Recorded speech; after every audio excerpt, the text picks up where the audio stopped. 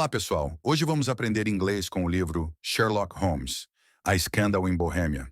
Vamos ouvir o trecho original em inglês e depois eu explico tudo para vocês, frase por frase. Let's go! Scandal in Bohemia To Sherlock Holmes she is always the woman. I have seldom heard him mention her under any other name. In his eyes she eclipses and predominates the whole of her sex. It was not that he felt any emotion akin to love for Irene Adler. All emotions, and that one particularly, were abhorrent to his cold, precise, but admirably balanced mind. He was, I take it, the most perfect reasoning and observing machine that the world has seen, but as a lover he would have placed himself in a false position. He never spoke of the softer passions, save with a jibe and a sneer.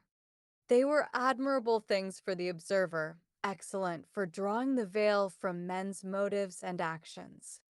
But for the trained reasoner to admit such intrusions into his own delicate and finely adjusted temperament was to introduce a distracting factor which might throw a doubt upon all his mental results. Grit in a sensitive instrument, or a crack in one of his own high power. Lenses would not be more disturbing than a strong emotion in a nature such as his. And yet there was but one woman to him, and that woman was the late Irene Adler, of dubious and questionable memory. I had seen little of Holmes lately. My marriage had drifted us away from each other. My own complete happiness and the home-centered interests which rise up around the man who first finds himself master of his own establishment were sufficient to absorb all my attention, while Holmes, who loathed every form of society with his whole bohemian soul, remained in our lodgings in Baker Street, buried among his old books and alternating from week to week between cocaine and ambition, the drowsiness of the drug, and the fierce energy of his own keen nature.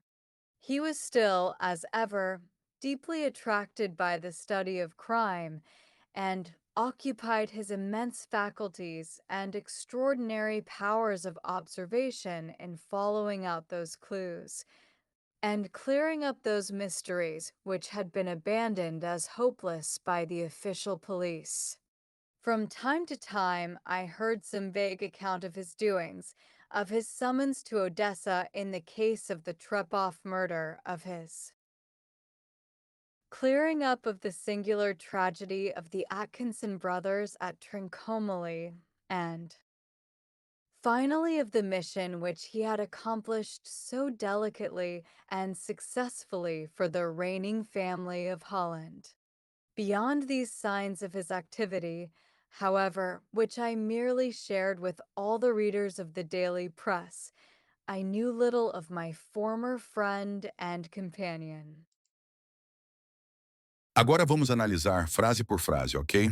To Sherlock Holmes, she's always the woman. Para Sherlock Holmes, ela é a mulher.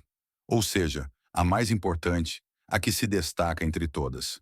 Aqui o artigo dá essa ideia de destaque. Não é qualquer mulher, é a mulher para ele. I have seldom heard him mention her under any other name. Raramente eu ouvi mencioná-la com outro nome. A expressão seldom significa raramente, e mention é mencionar ou falar sobre. In his eyes, she eclipses and predominates the whole of her sex. Na visão dele, ela ofusca e se destaca entre todas as mulheres. Eclipses vem de eclipse, ou seja, ela brilha mais que as outras. Predominates significa que ela domina ou sobressai. It was not that he felt any emotion akin to love for Irene Adler. Não é que ele sentisse amor por Irene Adler. A palavra akin quer dizer semelhante a. Então, ele não sentia nenhuma emoção parecida com amor. E aí, gostou desse conteúdo? Esse foi o primeiro parágrafo de A Escândalo em Bohemia. Perceba como o texto é formal, cheio de expressões britânicas antigas, mas com muito vocabulário interessante. Caso queira a continuação da análise, Deixe seu comentário ou curta o vídeo. Dessa forma me motiva a trazer o próximo vídeo para continuarmos a análise com mais frases e curiosidades do inglês de Sherlock Holmes. See you in the next video. Bye bye!